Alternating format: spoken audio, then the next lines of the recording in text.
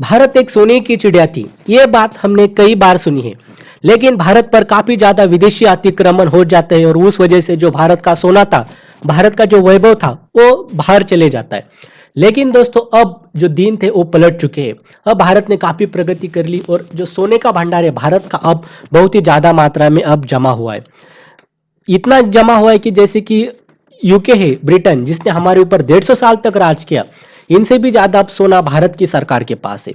दोस्तों, जो WGC है, वर्ल्ड गोल्ड काउंसिल, इसने अपने सोने के जो भंडार है इसके आंकड़े जाहिर किए और इसने बताया कि जो भारत है, इसके पास दुनिया में 90 नंबर के सबसे ज्यादा जो है वो गोल्ड रिजर्व है, सोने के भंडार है। अब देखिए दोस्तों, भारत के जो सोने के भंडार है, इसमें अगर हम एग्जैक्टली देखा जाए तो भारत के पास लगभग 2200 टन इतना सोना है। ये काफ़ी ज़्यादा मात्रा में। और देखिए दोस्तों, इसका अगर हम मूल्य निकालना जाए तो इसका आएगा 1,31,000 इतना मिलियन डॉलर, इतना इसका वैल्यू है। मतलब काफ़ी ज़्यादा मात्रा में भारत का एक हम कह सकते हैं कि जो सोने का भंडार है वो जमा है। और सऊदी अरेबिया और यूके से ज़्यादा है, ये तो हमने देखा ही है। और कई जो ज़्यादा बड़े बड़े देश हैं उनसे भी हमारा जो भंडार है हो जाता है। अब देखिए दोस्तों, दिलचस्प सवाल आता है कि पहले नंबर पे कौन है। अमेरिका अमेरिका ने पहला नंबर हासिल किया है और इनके पास सोना कितना है तो 8,000 टन, मतलब काफ़ी ज़्यादा मात्रा में इनके पास सोना है। अगर हम जर्मनी जो कि दूसरे नंबर पे, इसके साथ अगर कंपैरिजन करें तो 5,000 टन का डिफरेंस आएगा लगभग। देखिए, अमेरिका के पास 8,000 टन है और जो जर्मनी, इसके पास 3,300 टन सोना है। मतलब जर्मनी इसके करीब भी नहीं है। क्योंकि इसका कारण ये है कि दोस्तों, जो अमेरिका है वो अपने जो फॉरेक्स रिजर्व है, इसमें बाकी देश डॉलर रखते हैं, लेकिन ये डॉलर्स इनकी खुद की करेंसी है, इसलिए डॉलर्स को ये रखते नहीं है। ये सोने को रखने के ज़्यादातर प्रेफरेंस देते हैं। इनका लगभग 68% तो 70% जो रिजर्व है, इसमें सिर्फ ये सोना रखते हैं, मतलब काफ़ी ज़्यादा मात्रा में रखते हैं। अब देखिए, जर्मन, इटली दूसरे और तीसरे नंबर पे। अब इनके पास सोना कैसे आया, क्योंकि ये छोटे तो काफ़ी छोटे देश कंपेयर करें तो। देखिए दोस्तों, इनके जो राजा महाराजा थे पहले, इन्होंने काफ़ी ज़्यादा सोना था वो पहले लूटा था और इकट्ठा किया। और दूसरी बात ऐसी है दोस्तों कि जो इटली है और जर्मनी है, जब गोल्ड स्टैंडर्ड का दौर था, जब जितना आपके पास सोना है उतना ही आप पैसा छपा सकते हैं, तब के टाइम इन्होंने काफ़ी ज़्यादा पैसा ये जमा किया था। अब इसी का कारण है कि इनके पास जो गोल्ड है वो काफ़ी ज़्यादा तादाद में है। अब देखिए दोस्तों, चौथे नंबर पे देखते तो फ्रांस आता है, पांचवे पे रूस आता है, छठे पे चीन, सातवें पे स्विट्जरलैंड, आठवें पे जापान और फिर हमारा भारत आता है। अब देखिए दोस्तों, अगर हम बड़ी पिक्चर में देखें तो भारत के पास जितना 2,200 टन बताए ऑफिशियली, इससे भी ज़्यादा सोना है, लेकिन वो अनकैलकुलेटेड है। वो कैसे? जैसे कि पहले देखिए, भगवान पद्मनाभ स्वामी का एक प्रकरण चल रहा था सुप्रीम कोर्ट में।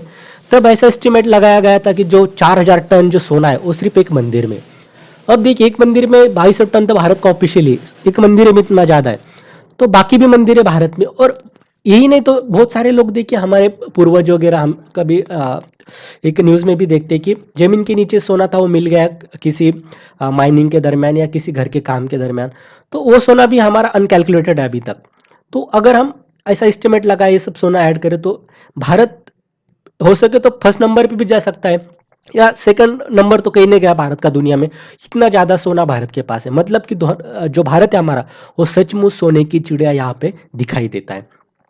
अब देखिए दोस्तों, सोना हमने देखा, लेकिन इसका फ़ायदा क्या है, क्यों आखिर देश इसको इतना प्रेफरेंस देते हैं? दरअसल जो सोना है, इसका अगर हम फॉरेक्स रिजर्व में रखते हैं तो ये डाइवर्सिफिकेशन होता है। मतलब कि अगर डॉलर से हम सिर्फ रखते हैं, तो अगर अमेरिका में कहीं कुछ हो जाता है, कुछ अर्थव्यवस्था में देखिए स्लो डाउन आता है, रिसेशन आता है, तो मंदी के दरमियान देखिए ये जो विदेशी मुद्रा भंडार सोने के रूप में, वो डाइवर्सिफिकेशन प्रदान करता है और आपका जो फॉरेक्स रिजर्व वो एक प्रकार से उसको सॉलिड रखता है। ये पहली बात हुई। और दूसरी बात भी है दोस्तों कि अगर हम लेते हैं तो एक स्थिरता भी देता है। मतलब कि अगर बाहर रिसेशन भी आता है तो एक मेटल, एक धातु है, तो इसकी डिमांड सप्लाई पे रहेगा सब, तो इसके ज़्यादा इसकी कीमत जो है वो कम नहीं होगी। तो ये इसका एक इसके पीछे का एक कारण होता है।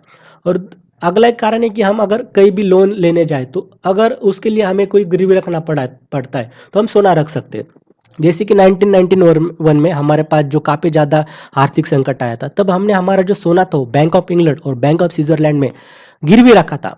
तो अभी देखिए, ये जो सोने का फायदा यहाँ पे दिखाई देता है, तो इसीलिए देखिए भारत जो भारत और बाकी जो सरकार है वो ज़्यादातर सोने को फॉरेक्स में प्रेफरेंस देती है, लेकिन वो इंपोर्ट करना पड़ता है, बाहर से आता है, इसलिए भी इस पे ऊपर ज़्यादा एक तादाद के बाहर हम इसको रख नहीं सकते, इसको इंपोर्ट नहीं कर सकते, क्योंकि फिर रिटर्न में हमें देने के लिए डॉलर्स चाहिए।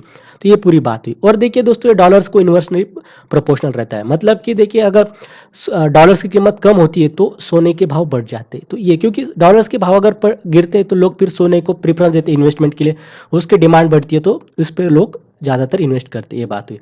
आपकी क्या राय इस बारे में, तो आप कमेंट सेक्शन में ज़रूर बताइए। बहुत बहुत धन्यवाद।